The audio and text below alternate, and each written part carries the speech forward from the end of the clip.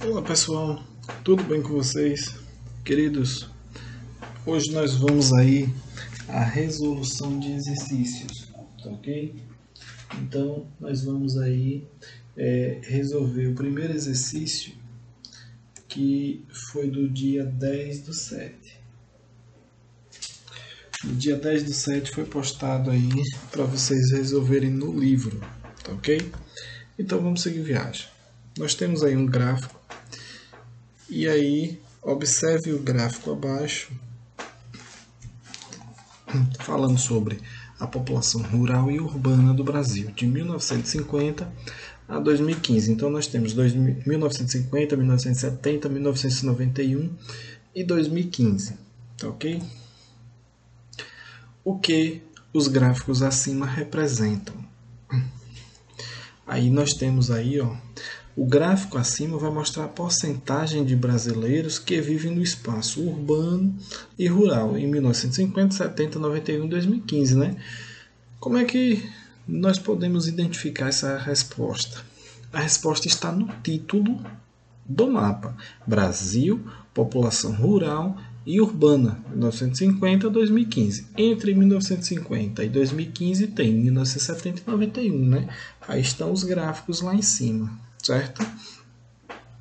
Podemos observar aí que a população rural é a população de cor aí amarela e a outra é a rural e a outra é a urbana. Vocês observam que em 1950 a população rural do Brasil era a maioria esmagadora, né? Nós temos aí quase 70% da população rural.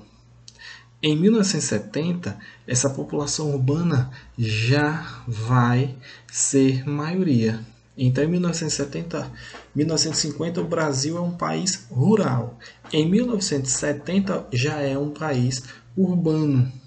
91 e 2015, mais urbano ainda, certo? Qual era a porcentagem da população urbana em 1950? 1950 era a população de 36%. Aí é só dar uma olhadinha aqui no mapa, que lá dentro do mapa tem a quantidade populacional, 36% da população rural, certo? Perdão, urbana. E aí a letra C, qual era a população urbana em 1991? Em 1991 a população é de 76% urbana, certo? E a rural 24%. E aí nós temos a letra D. De acordo com o que você estudou, o que impulsionou o aumento da população urbana mostrado nos gráficos? O que foi que fez essa mudança? O que provocou essa interferência aí tão grande? Os processos de industrialização iniciados em meados do século XX, que proporcionou o crescimento das cidades já existentes e o surgimento de novas cidades.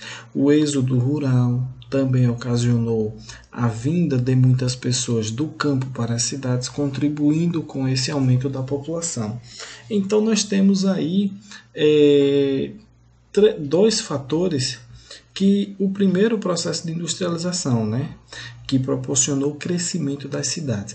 As cidades elas já existiam, mas as cidades elas eram repulsivas à vivência do cidadão. Cidadão, por que era repulsivo? Porque os meios de sobrevivência na cidade não era fácil. Você não tinha tantos meios para sobreviver. Lembrando que nós estamos aí falando do processo anterior à industrialização. Então, quem vivia na cidade eram os filhos ou os grandes fazendeiros, a corte, né, os nobres, ou os políticos, os burgueses mais influentes, eram os que viviam na cidade. E a população trabalhadora ela vivia no campo, porque nesse período aí a população ainda vivia da produção do campo. Lembrando que o país era agrário. E aí depois, com o aumento com a criação desse processo de industrialização. E o que foi o processo de industrialização? As mercadorias elas eram confeccionadas pelo artesão na sua própria casa, e agora cria-se o tear mecânico, e aí vamos agora ampliar, intensificar esse processo de produção, e ele sai da residência do artesão e agora vai para um local específico. E aí começa a contratação dessa mão de obra, e o campo começa a se modernizar. Com a modernização também do campo, mão de obra fica ociosa lá e vem para a cidade em busca de melhores condições de vida. E aí começa essas cidades receber mais habitantes, as cidades que já existiam, e essa intensificação, aceleração dessa industrialização, ela fez surgir novas cidades, e aí provocado pelo êxodo rural, sempre o aumento. A população ela migrou do campo para a cidade, certo? E aí na segunda questão nós temos aí, com suas palavras, explique a diferença entre metrópolis e região metropolitana. Metrópole, essa aqui é a minha resposta, certo? São cidades densamente povoadas que exercem influência econômica e política sobre os municípios vizinhos, com os quais eu coloquei duas vezes, com os quais formam áreas de conurbação. Então, vou explicar a minha resposta. As metrópoles são aquelas cidades povoadas densamente que vai exercer influência. E essa influência econômica, política, vai crescendo, a ponto de influenciar a cidade vizinha, e a outra cidade também vai começar a crescer, a ponto das duas se encontrarem. E aí, ao se encontrar, vão se misturar a ponto de você não perceber quando está saindo de uma e entrando em outra, certo? Esse aí é o processo chamado conurbação. É quando as duas cidades elas se unem de tal forma que você não percebe a mudança. Visivelmente você não percebe quando sai de uma e entra em outra, certo? E aí, a letra B, regiões metropolitanas. O que é uma região metropolitana? São áreas definidas pelo governo federal com o objetivo de auxiliar no planejamento e na administração das metrópoles e seus municípios vizinhos. Vamos trazer aqui para a nossa realidade. Aracaju é a nossa metrópole, né, a capital, vamos assim dizer. E nós temos os municípios vizinhos aí, como compondo a região metropolitana. Então, quando nós falamos a Grande Aracaju, nós estamos nos referindo aos municípios vizinhos que vão sofrer essa influência da metrópole e que irão crescer também, é o que vai dizer lá na metrópole, né? Essa influência econômica e política dessa metrópole, que vai fazer com que essa área sofra influência e tenha também crescimento, tá ok? Então, Aracaju é a metrópole e as cidades vizinhas aí vão compor a região metropolitana, tá? Essa é uma área delimitada pelo governo federal, certo?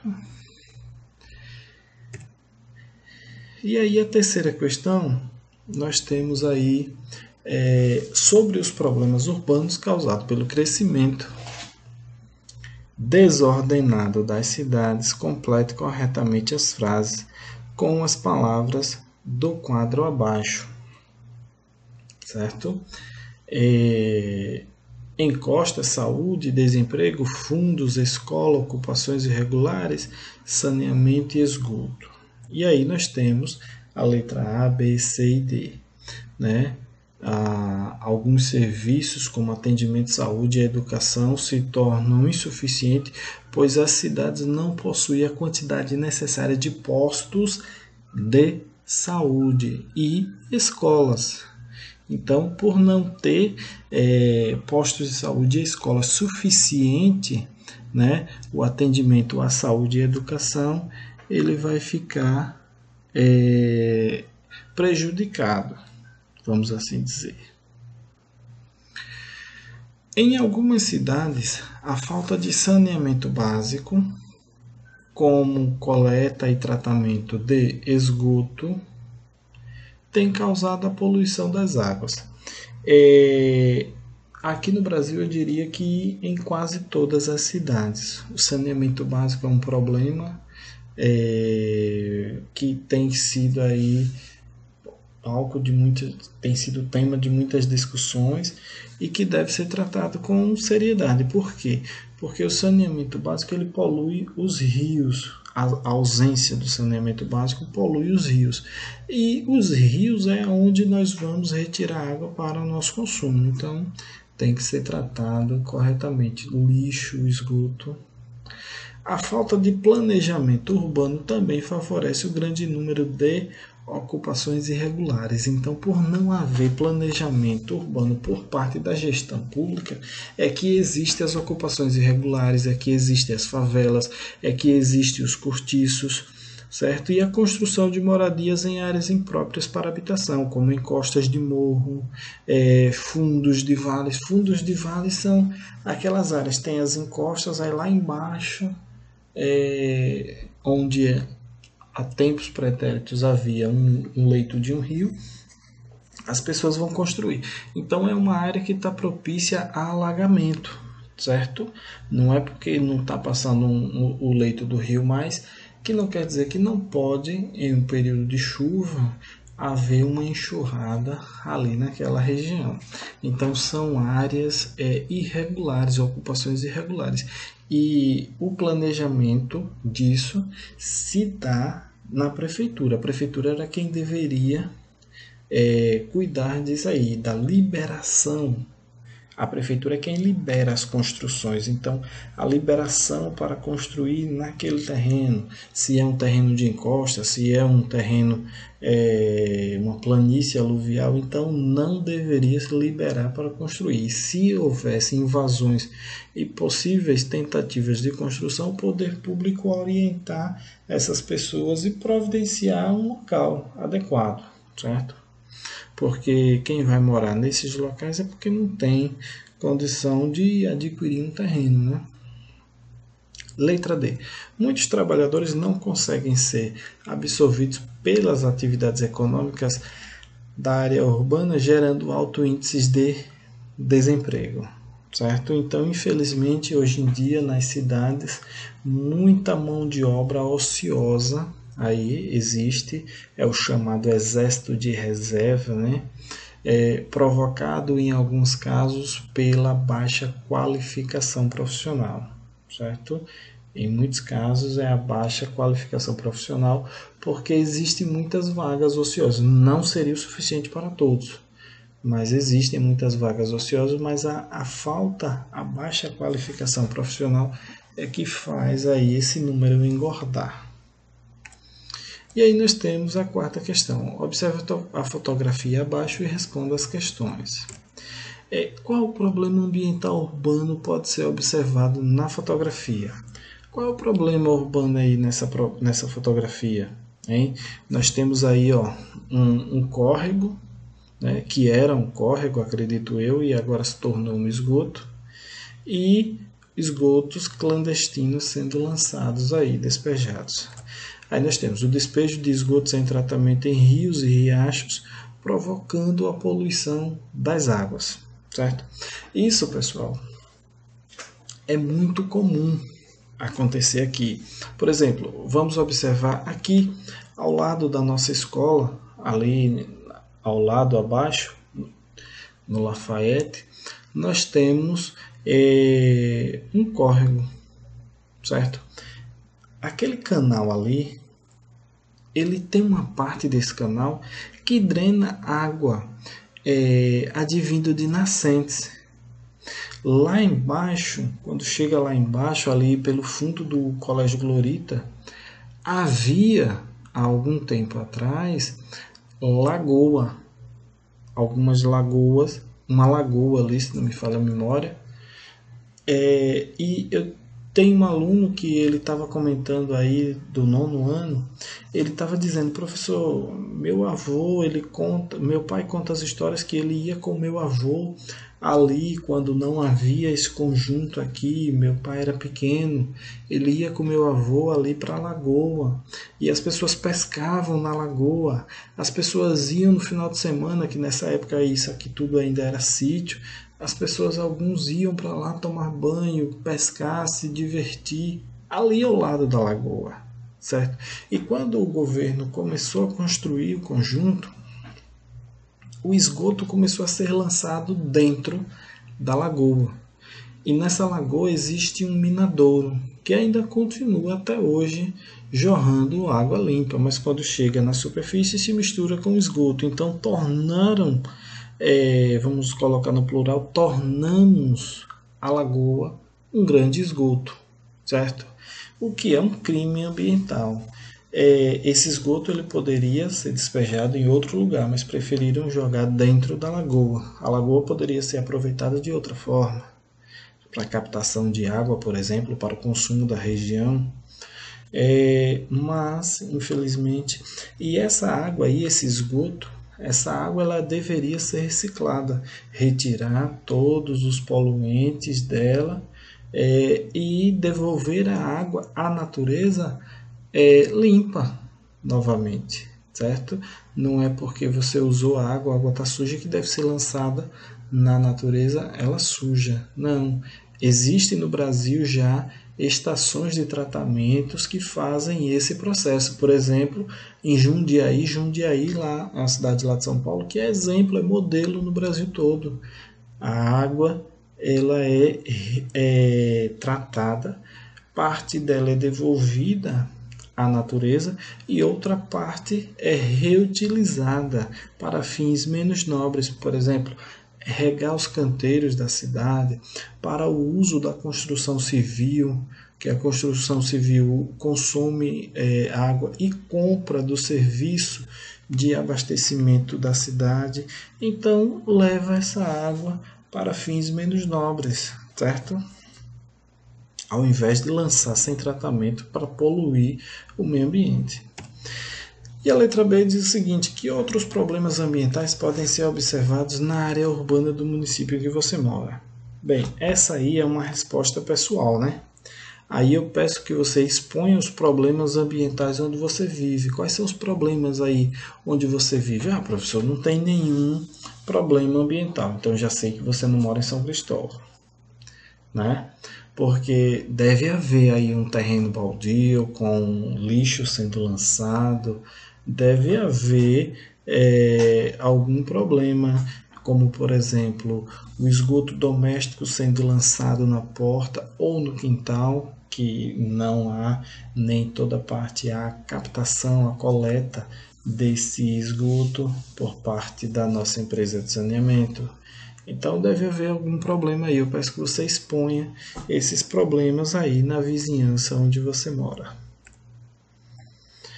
E nós temos aí, lá no final, nós temos o campo, o que estudei. Nós temos aí, ó, o campo e a cidade são espaços interdependentes, ou seja, as atividades feitas no campo dependem de outras atividades feitas na cidade e vice-versa. O campo e a cidade, um depende do outro, certo? Nenhum é melhor que o outro. Os dois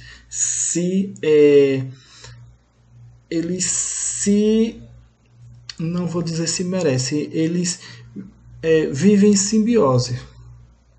Um não vive sem o outro, certo?